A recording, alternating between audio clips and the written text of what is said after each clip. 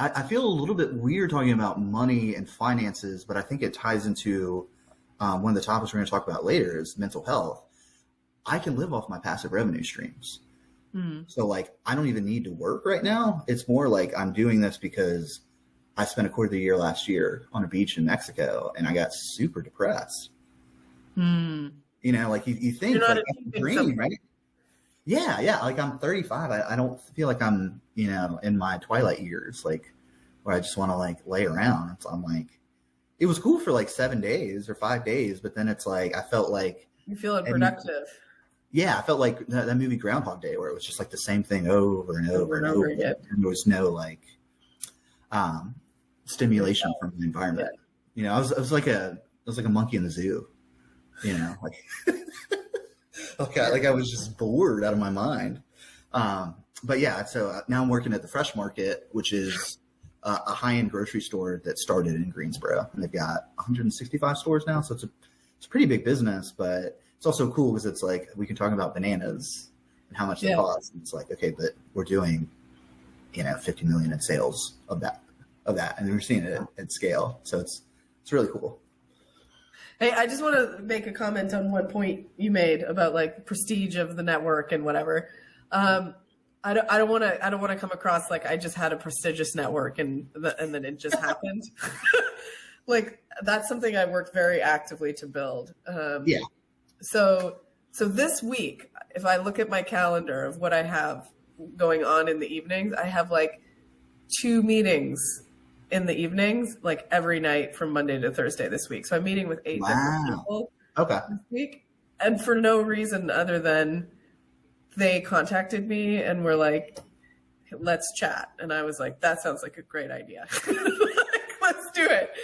Why not? And so like building network is something that it's like, I do it like a form of exercise. It's, you know, just, it's a muscle that you have to build.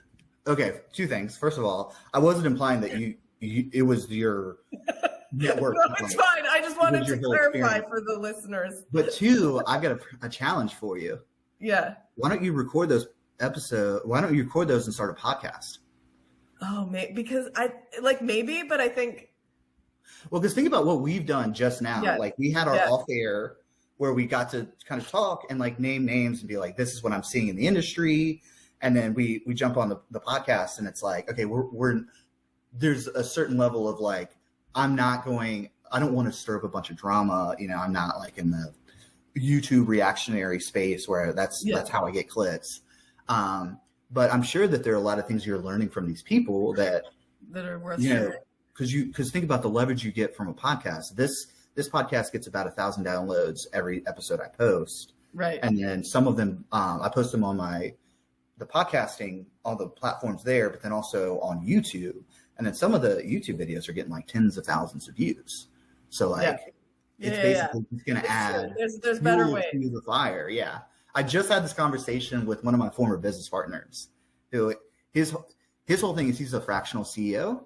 And his goal is to have 150 coffee chats a year. Yeah. And I'm like, and it's funny because you saw the Google Doc that was labeled the Internet Sensation Playbook. He came to me and was like, I want to do what you're doing with building the brand. Yeah. You know, taking the conversations I'm having and distilling them down. Because now we've got, we're going to jump, but because I was going to end the podcast on AI, but like now I've got AI tools that I've got 210 episodes. Mm-hmm. I can go in and transcribe all of them in AI and then turn them into articles. I can turn them into sound bites.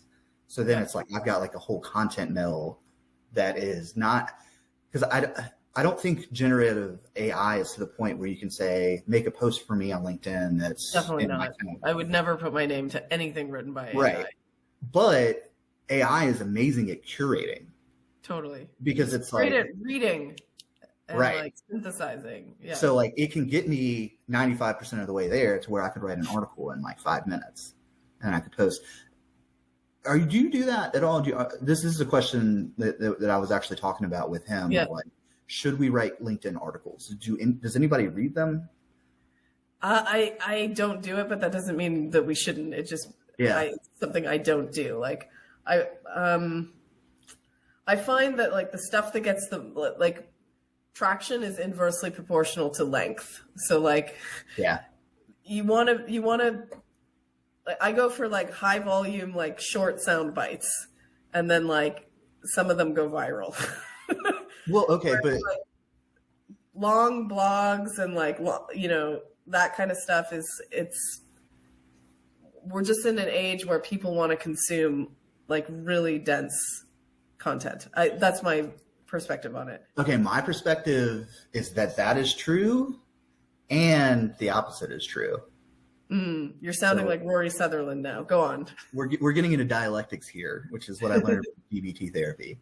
I think it's like a U-shaped distribution. Yeah. So it's like what you could do, like a layer of sophistication could be, and this has been my experience. So like I had a meetup on Thursday. Like my intern came into town, and I just posted on LinkedIn. People showed up I've never met before, but they had listened to me talk for 200 hours, like in their car while they're working out, because of the podcast. Right. But you can have those long form content where people get to know you. They get to like, yeah. I mean, my opinions now have changed quite a bit when I started this podcast 4 or 5 years ago. I'm a lot, you know, like a lot of my assumptions were wrong. But that being said, like people actually like seeing that evolution, I think. And then they also will be like, yeah, in episode 23, around 30 minutes in, you said this. I think you're right, but you haven't considered this variable, which is crazy to think about. Amazing. Right? But that being said, it's like you can have that long form content, but then the short sound bites and snippets, you get them into the funnel, and then you nurture that through the long form stuff. Yeah. I mean, that's more like a marketing funnel. It is. But like, I don't know. I mean, it could be something valuable for you. I don't know. I don't know. I think it probably is. I think I haven't figured out what I'm marketing yet. Well, what are the topics you're talking about in these networking? Like, I know, but like I at the moment, like I have like this deep held conviction that like the most valuable asset you can build is your social capital. Your network is your network. And pardon me. What's the saying? Like, here's the soundbite. Your network is your network. Yeah. I mean, it's a little Gary Vee-esque. It's not really mine. Yeah. I don't know. Like, I'm like, I need to invest in social capital, but I don't know what I'm going to spend it on. And it's like, when I was a kid, I was like, I know that I need to save money, but I don't know what I'm going to spend it on. So I spent all my teen years like working at Dairy Queen, saving up money. Yeah. And I'm like, I was like, I'm somebody who's just like put something in the bank for a rainy day. Like, I don't know. And that ended up paying off. Like I was able to get through university with no debt and so on. Wow. Good for you. I was going to say, I don't live in America though, so it's different. Like our fees are the same in Canada, or in the UK. But yeah, like I have that same mindset as I did when I was a kid. Just now I'm like, no, this bank is social capital, and I haven't figured out what I'm going to spend it on. But I do believe that like the future of entrepreneurship is content creators and people who can build an audience are like the next CEOs. Because and I did work for, like my last job was for an early stage startup, and I was the chief product officer. We built like Excel for big data. It was an awesome product. Mm-hmm. But at the end of the day, I was like, oh, we built a product, but we haven't built a distribution channel. And like, what good is a product that nobody knows about? You need to have that distribution channel first, and then build the product that your audience wants, rather than building a product and then trying to find an audience for it. So I think that's like the value in building up. So you're the distribution channel. Is like, yes, I'm building a distribution channel for something that I don't yet know what it's going to be. But like, my background is like, I kind of talked about Tableau, but then, I've spent the last 5 years in product management and building products. And I've realized that if you want to do anything useful in product, you need to know how to build distribution channels as well. So it's actually, being a content person is the new, like, being somebody who builds and distributes content is the new way to like found companies, I think.